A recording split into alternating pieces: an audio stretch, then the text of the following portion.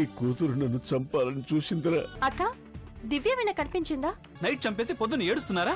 మేం చంపడం ఏంటి మురారి? ఉందిగా పక్కన నీ చెల్లి, తనే హత్య చేసింది. దివ్యని నువ్వే చంపావా? అవును, దాన్ని నేనే చంపాను. నాకు నా పగ ముఖ్యం. దాన్ని కించపరిచే వాళ్ళెవరైనా సరే చచ్చిపోతారు. నిన్న నీ కూతుర్ని ప్రేమించిన వాడు తప్పించుకున్నాడు. ఇప్పుడు నీ కూతురి ఫ్రెండ్ తప్పించుకోలేకపోయింది. పాపం కదా.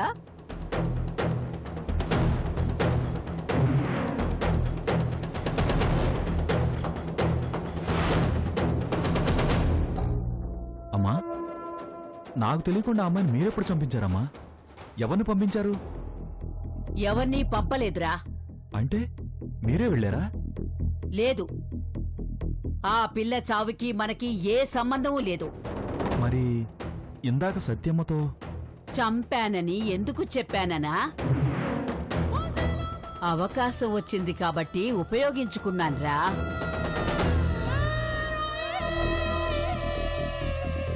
అర్థం కాలేదా? దాన్ని ఎవరు చంపారో నాకు తెలీదు, కానీ అది సత్యను మార్చడానికి ప్రయత్నించింది. సత్య కూడా మురారి విషయంలో నన్ను ఏమార్చింది. నన్ను మోసం చేస్తే ఫలితం ఎలా ఉంటుందో చిన్న అబద్ధం చెప్పి సత్యకు శాంపిల్ చూపించాను.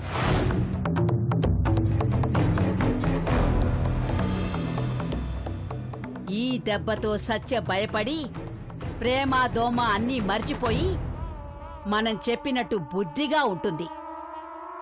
వాళ్ళక్కను కూడా మన దారిలోకి తెస్తుంది. అది నా ప్లాన్. నిజంగా మీరే చంపారనుకున్నానమ్మా. ఆ పిల్లని నేనెందుకు చంపుతాన్రా? నా గురించి తెలియక అదేదో వాగుండొచ్చు.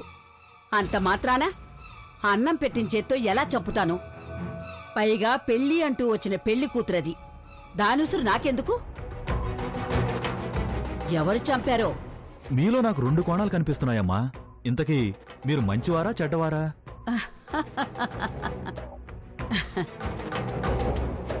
నేను మంచిదాన్నో చెడ్డదాన్నో కాదురా. మనిషిని, గాయపడిన మనసుని.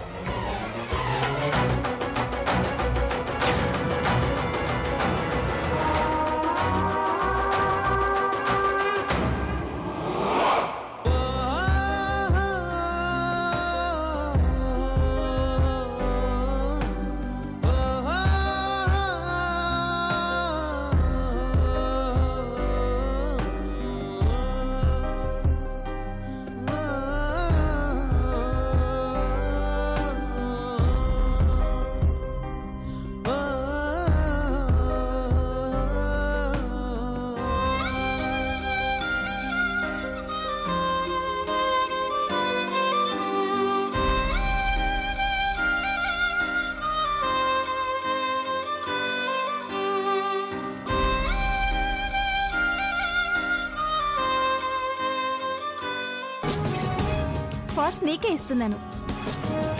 ఏంటిది? ఎవరి పెళ్ళి? ఎవరి పెళ్ళి అయితే నీకెందుకు ఇస్తానే? నా పెళ్ళే.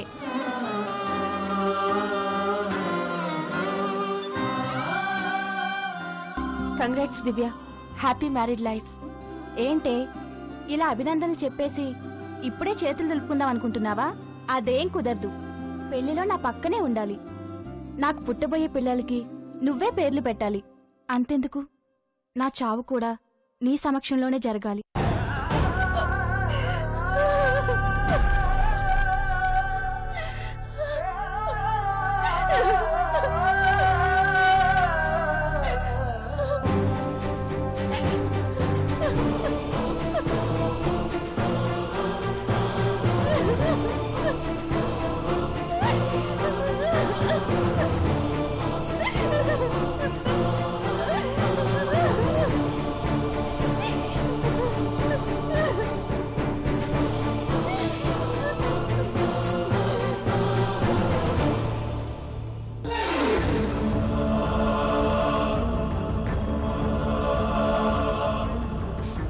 అవును, నేను మారాలి. పగ కోసం కాదు, ప్రేమ కోసం బ్రతకాలి.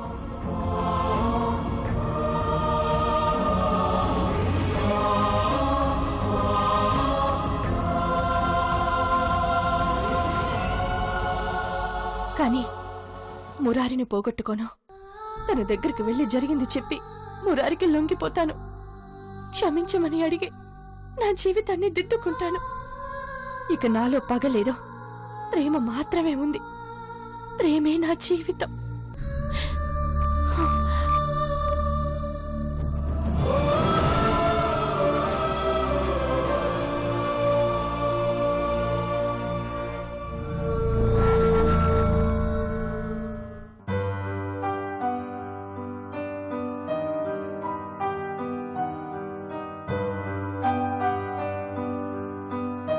చాలు చాలు.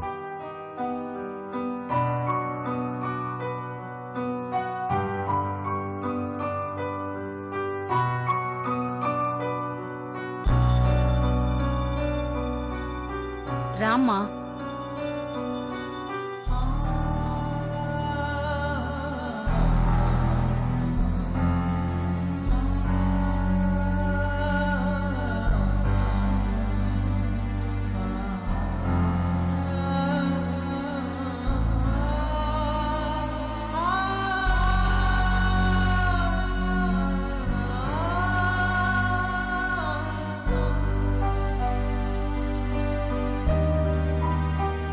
రామ్మా,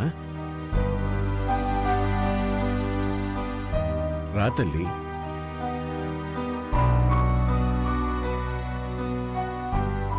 నీకోసం ఎదురు చూస్తున్నానమ్మా. రా కూర్చో. రామ్మా.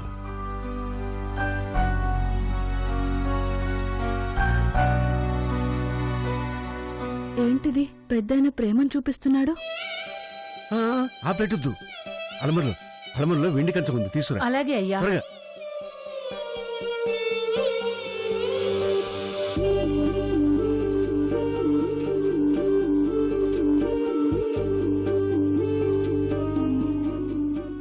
ఇదిగో అయ్యా. ఇదిగమ్మా, ఇది నా కొడుకు అభిరామ్ తినే కంచం అమ్మా. చిన్నప్పటి నుంచి వాడు ఈ కంచంలోనే తినేవాడు.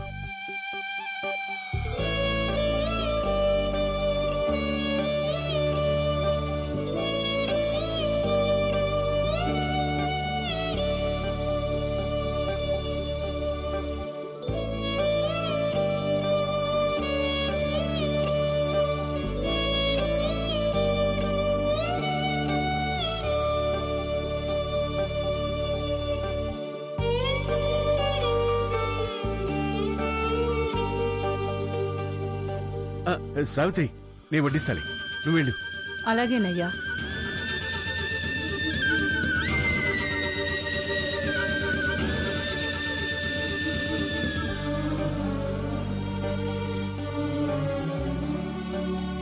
ఇవన్నీ అభిరామికి ఇష్టమైన వంటలమ్మా. వీటన్నిటిని వాడు ఆప్యాయంగా తినేవాడు.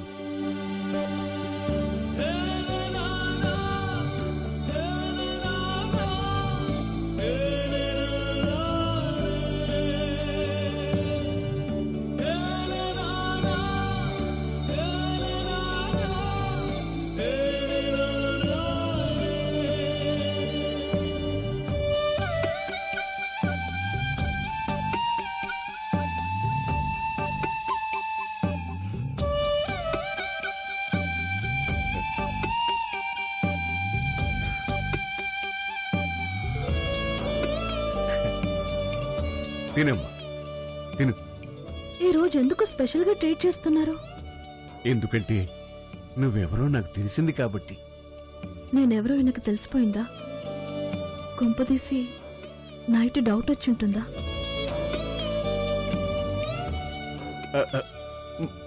మరేం లేదమ్మా. ఈరోజు ఎందుకో వాడు గుర్తొచ్చాడు.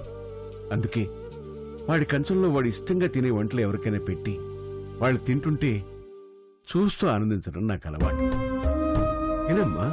అనుకున్నాను, నేనెవరో తెలిస్తే ఈ పాటికి మా నాన్నను చంపినట్టు చంపేసుండేవారు. నేనెవరో తెలియదు కాబట్టి ఇంకా బతుకున్నాను. ఏంటమ్మా ఆలోచిస్తున్నావు? రాత్రంతా నిద్రపోలేదా? ఏం లేదమ్మా, మొహం వాడిపోయి ఉంటాను, అలా అడిగాను. నాకు కొత్త చోటు కదా, సరిగ్గా నిద్ర పట్టలేదు. ఇంకా కొత్త చోటేంటమ్మా, నువ్వు వచ్చి 5 రోజులైంది. ఇది నీ సొంతిల్లే అనుకో. మమ్మల్ని నీ సొంత మనుషుల్లా ఫీల్ అవ్వమ్మా. సొంత కొడుకుని పరాయివాణ్ణి చేసి పరాయి దానిలో పరిచయమైన నన్ను సొంత మనిషిని అనుకోమంటున్నారు. వీళ్ళని ఏం చేసినా పాపం లేదు. తినమ్మా, తిన్నాక నా కొడుకు ఇష్టాన్ని చెప్పు. అదే వాడి ఇష్టంగా తినే వంటలు ఎలా ఉన్నాయో చెప్పు.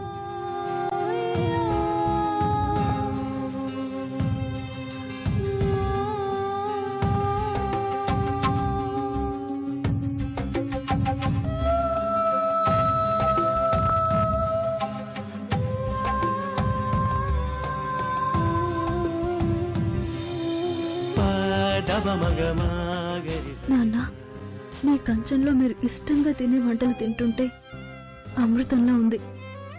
మీ ఇంట్లో నాకు ఇంత అదృష్టం దొరుకుతుందని అస్సలు అనుకోలేదు.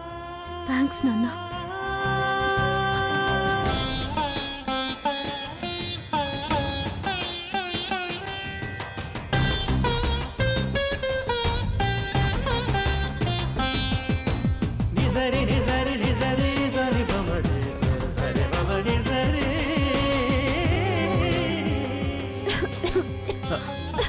అయ్యో, ఏమైందమ్మా?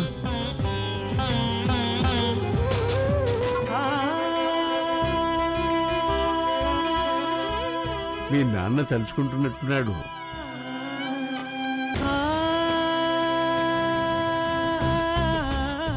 లేదు, నేనే నాన్నను తలుచుకుంటున్నాను.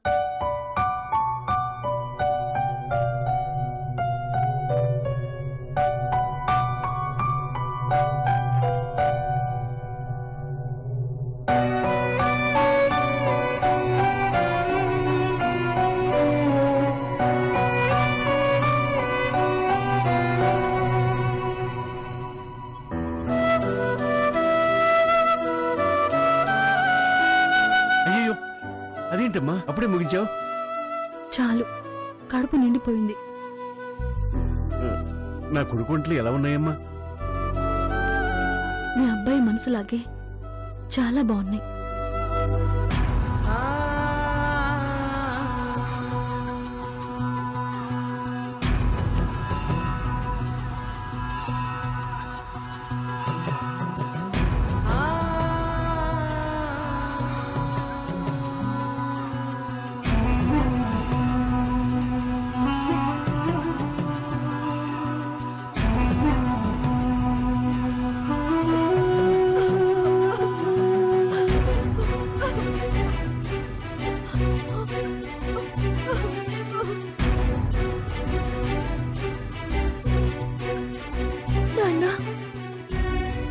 ఇంట్లో నువ్వు తప్ప నీ జ్ఞాపకాలన్నీ ఉన్నాయి.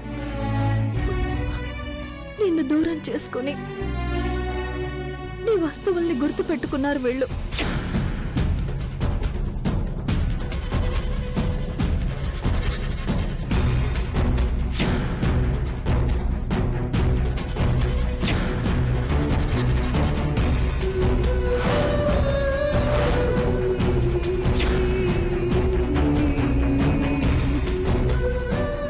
వీళ్ళతో ప్రేమగా ఉంటే నేను వచ్చిన పని మర్చిపోతాను.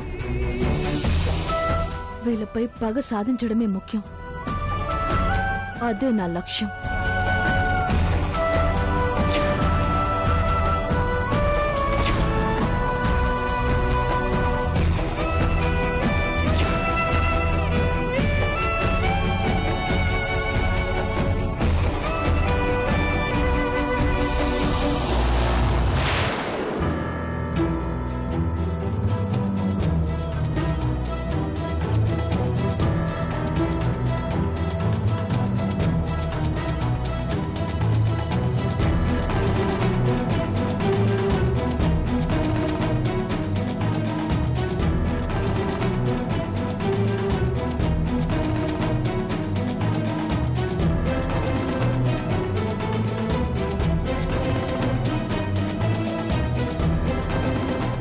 ఇంకా ఏంటని ఆలోచిస్తూ కూర్చున్నావు?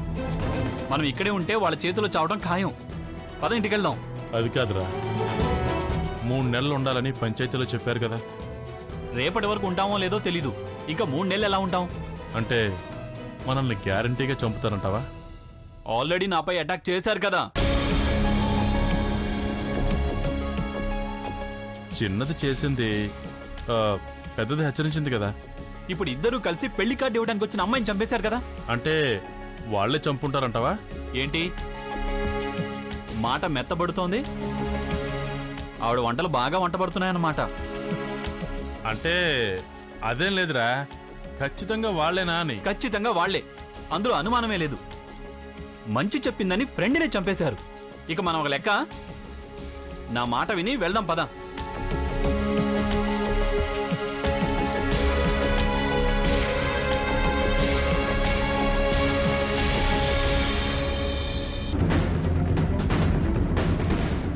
సరే, నేను చెప్పాల్సింది చెప్పాను. నీ ఇష్టం, నువ్వే ఆలోచించుకో. ఇది నీ జీవితం, నీ ఇష్టం. నేనైతే వెళ్ళిపోవడానికే డిసైడ్ అయిపోయాను. వెళ్తున్నా.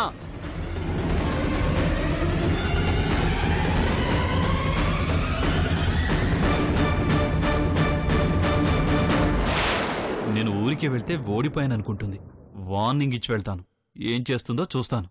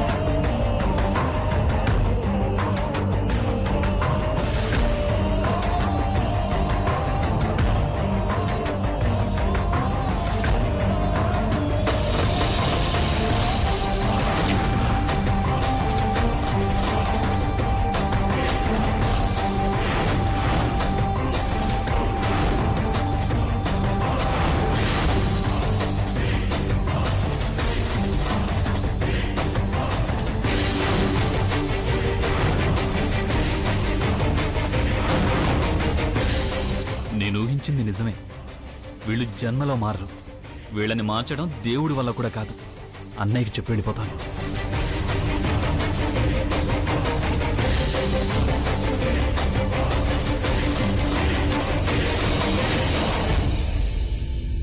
అన్నయ్య, ఇందాక నేను చెప్తే నువ్వు నమ్మలేదు కదా. ఇప్పుడు చూడు, అదే అక్షరాలా నిజమైంది. మళ్ళీ ఏమైందిరా? మన డెత్ కి ముహూర్తం పెట్టారు. ఇప్పుడు నీ ముద్దుల పెళ్ళం కాఫీ తీసుకుని వస్తుంది, చూడు.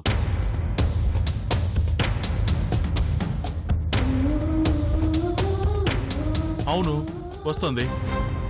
తను తెచ్చేది కాఫీ కాదు, విషం.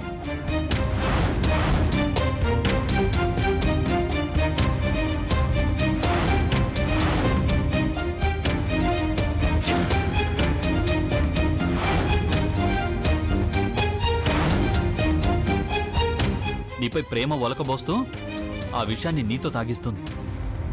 అది తాగి ఇచ్చేస్తావో లేక నిజం తెలుసుకుని నా వెనకొస్తావో నీ ఇష్టం.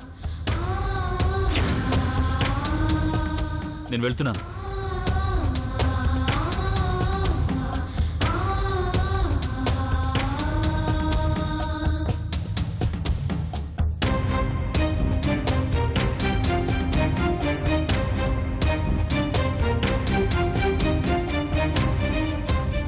ఏమండి, కాఫీ?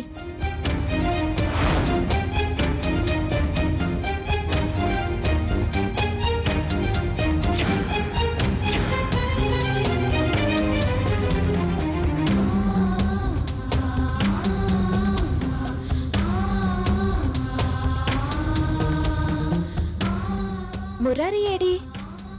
ఓ, బయటికి వెళ్ళాడా? అయితే ఈ కాఫీ నేనే తాగేస్తాను. మీతో కలిసి కాఫీ తాగే అదృష్టం ఇన్నాళ్ళకి దొరికింది. ఆగో,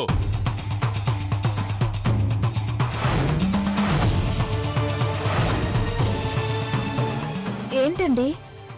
నీ కాఫీ నాకిచ్చి నా కాఫీ నువ్వు తీసుకో.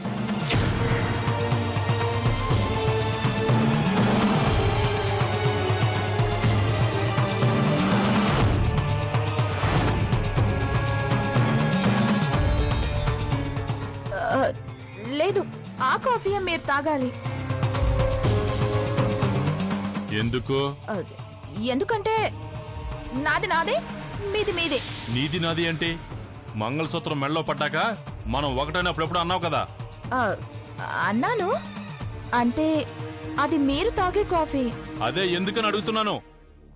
ఎందుకంటే అందులో నా ప్రేమని నింపించాను. ప్రేమ విషమా?